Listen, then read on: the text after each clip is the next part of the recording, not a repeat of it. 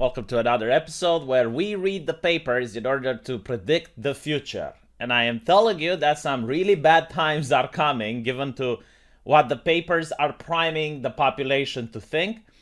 And they're not bad times as in, oh, well, it's going to be a little bit difficult. No, it's going to be life-changing bad times level. Now, this is from the Financial Times, but take into account that I have seen this story being in many other publications during the last couple of weeks. And as I mentioned, this is creating the narrative in order for people to be prepared for the bad times that are coming.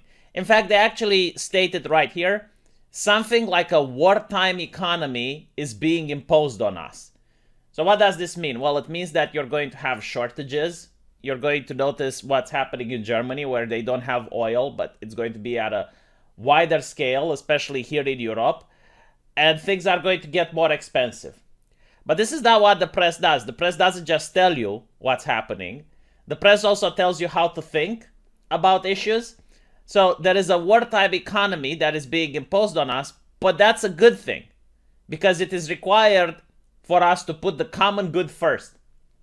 In other words, the reason the press does this isn't necessarily to tell people what's true and what's false, but it's to convince a certain demographic of the population, which is quite high, that this is the correct way of thinking. So if you're in a social circle with people from the high member of society, this is exactly how you need to phrase your thoughts in order for you to be considered acceptable. Yes, bad times are coming, but you're not allowed to complain about it. Bad times are coming, but it is for the common good. Because if you complain about it, then you're a bad person. And also, take into account that the press is lying, so they're banking on the fact that a lot of people in society do not understand how the economy works. They will say that inflation in the West is to a significant extent made in Moscow. This is absolutely false. The only time in human history that I can think where another nation was responsible for the inflation of a different country was during World War I when the Austro-Hungarian Empire occupied Romania and the soldiers managed to get a hold of the printing press and started printing money like crazy, and they caused a massive inflation in Romania. That is the only time where I can think of when a different nation managed to cause inflation in another country. Inflation happens only when a country starts printing its own money. That's it. So the reason you have inflation is because the government printed trillions of dollars. It's not because of Ukraine. It's not because of other issues, okay? I'm not saying that the conflict in Ukraine isn't affecting the world economy. It does. But this is not the reason you have inflation. In fact, if you look at any chart whatsoever, you will notice that the economy was going downhill ever since the pandemic. So remember when the pandemic first started and there were a couple of right-wingers, myself included, that were like, you can't shut down the economy. Like, you're going to destroy the economy if you do that. And there were a lot of people on Twitter, blue check marks, and people with the hammer and the sickle in their bio saying, economy isn't important. Saving humans' lives is more important than the economy. Remember that? I mean, it happened, what, like 1 year ago? They were going like, fuck the economy, let's just save lives.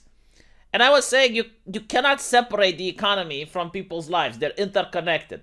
The economy is the human energy that people contribute in order to improve their own lives or even put food on the table so that they can maintain their standard of living. And people were like, no, you're a heartless asshole. You can't think like that. Social media was suppressing people that were considering that the economy is important. And now what you're seeing here is the price for that hubris. Now, of course, the conflict with Ukraine is making it worse, but if it wasn't for the previous years, it would have been bearable. It wouldn't have been as bad as the press is saying that it's going to be.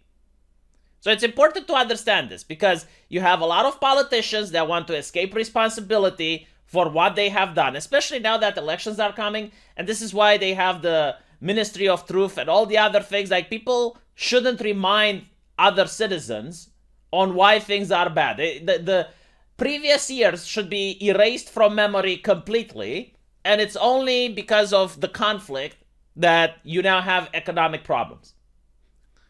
Another interesting aspect is, if you guys remember, in the United States, you had the Green New Deal.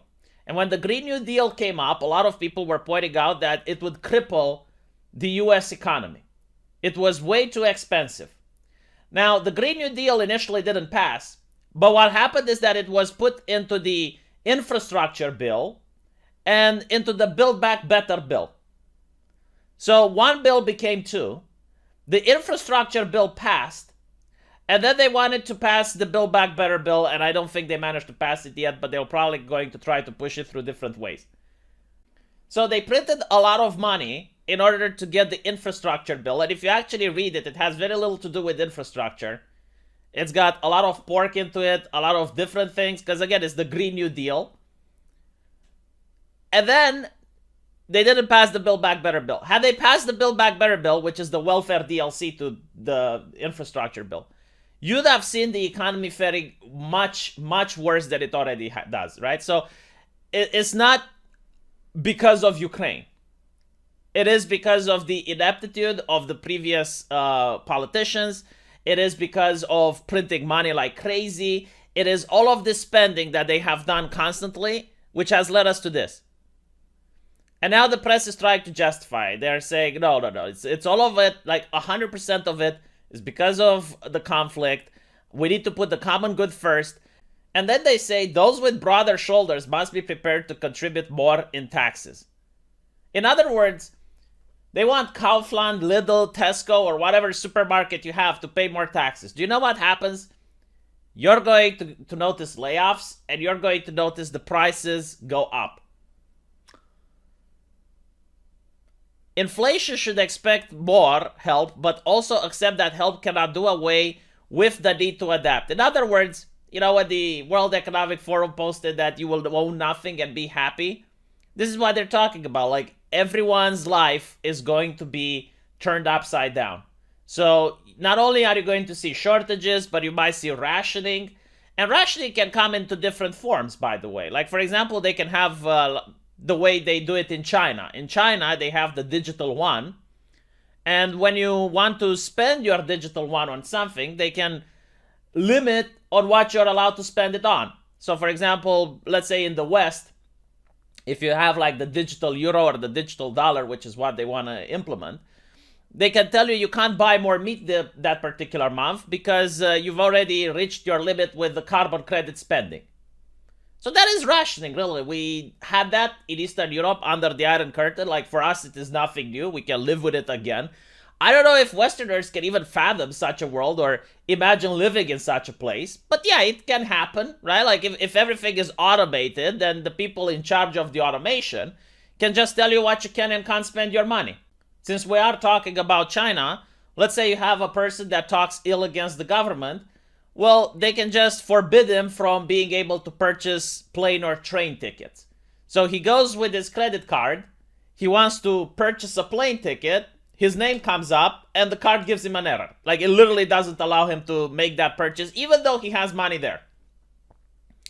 So the amount of control that the government is going to have over citizens if they manage to get away with this is astonishing.